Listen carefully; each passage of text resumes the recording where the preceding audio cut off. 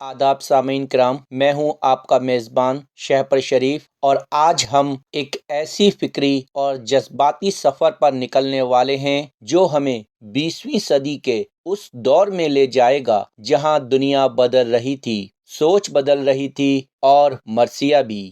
جی ہاں، آج ہم بات کریں گے 20ویں صدی کے جدید مرثیے کی۔ ایک ایسا دور جب مرثیہ صرف گریہ و ماتم نہیں رہا، بلکہ ایک فکری تحریک، ایک اصلاحی آواز اور ایک انقلابی اظہار میں ڈھل گیا۔ پہلی جنگ عظیم کے بعد دنیا میں جو تبدیلیاں آئیں، ان کا اثر اردو ادب پر بھی پڑا، اور سب سے گہرا اثر مرثیہ نگاری پر۔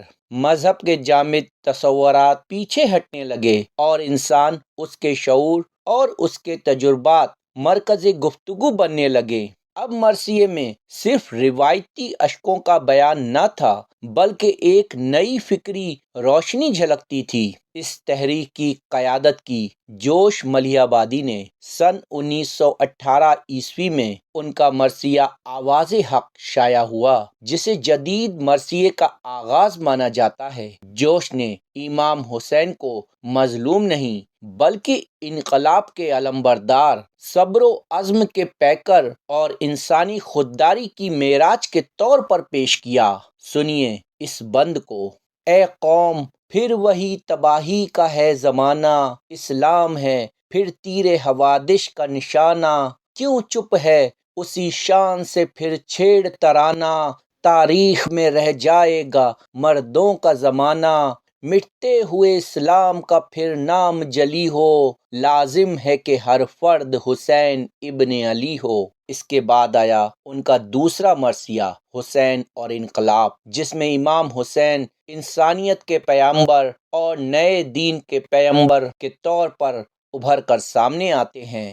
جو کاروان عزم کا رہبر تھا وہ حسین، خود اپنے خون کا جو شناور تھا وہ حسین، ایک دین تازہ کا جو پیغمبر تھا وہ حسین، جو کربلا کا داور و محشر تھا وہ حسین، جس کا نظریہ شیوہ حق کا مدار تھا، جو روح انقلاب کا پروردگار تھا۔ سید آل رضا جوش کے بعد جدید مرثیہ گوئی کے اہم ترین نمائندہ شاعر کے طور پر سامنے آتے ہیں۔ ان کے مرثی میں سنجیدگی، وقار اور گہری فکری روشنی موجود ہے۔ ان کا ایک مرثیہ بند سنیے۔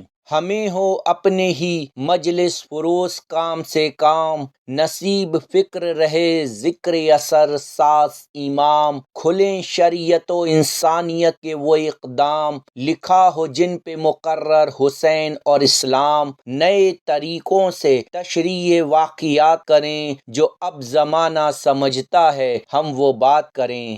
جعفر علی خاں اثر نے مرثیے کی روایت کو ایک نظریاتی گہرائی عطا کی۔ ان کی تنقیدی بصیرت اس اقتباس سے واضح ہے، مرثیہ کو اگر زندہ رکھنا ہے تو زمانے کے ساتھ اس کا رنگ بدلنا ہوگا، اور واقعات سے زیادہ فلسفہ واقعات بیان کرنے کی ضرورت روز بروز زیادہ شدت سے محسوس ہوگی۔ اے جان وفا مانیو تفسیر شہادت، ہر قطرے خون ہے تیرا تنویر شہادت، جاگی ہے تیرے فیض سے تقدیر شہادت، گزری ہے سرے عرش سے توقیر شہادت، مشہور جہاں حسن گلو سوز ہے تیرا، اے شمع حرم شعلہ و افروز ہے تیرا۔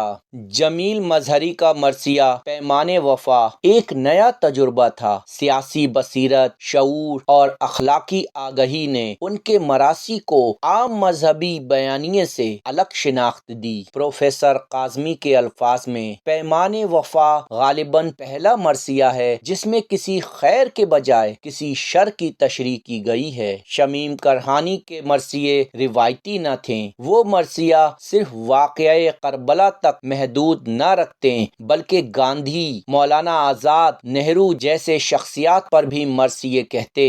گویا مرثیہ شخصی عقیدت کا اظہار بن گیا۔ مہندی نظمی نے روایت اور جدت کا خوبصورت امتزاج پیدا کیا۔ ان کے مطابق کربلا میرے نزدیک ایک ایسی تاریخ تاریخ ہے جس پر تقریباً 14 صدیاں گزر چکی ہیں۔ خرق کا مرثیہ کہتے وقت میں نے محنت اور دولت کی کشمکش کا چہرہ بنایا ہے۔ وحید اختر نے 36 مراثی لکھے اور ان کے مجموعے کربلا تا کربلا میں جہاں روایت ہے وہیں فکر کی بالیدگی، عصری شعور اور ہندوستانی مشترکہ تہذیب کا عکس بھی۔ ان کے مراثی مذہب سے بڑھ کر انسانیت، برداشت اور پیغام کی ترجمانی کرتے ہیں۔ امید فاضلی جن کا پہلا مرثیہ تھا یارا بحق خون شہیدان کربلا، انہوں نے عشق و شعور، قرآن اور اہل بیت، علم و عمل جیسے موضوعات کو مرثیے میں سمو دیا۔ نہ مکمل بغاوت، نہ مکمل روایت، ایک نیا راستہ۔ اور یوں 20ویں صدی میں مرثیہ ایک نیا سفر طے کرتا ہے، غم سے شعور تک، واقعے سے فکر تک اور عقیدت سے انقلاب تک۔ مرثیہ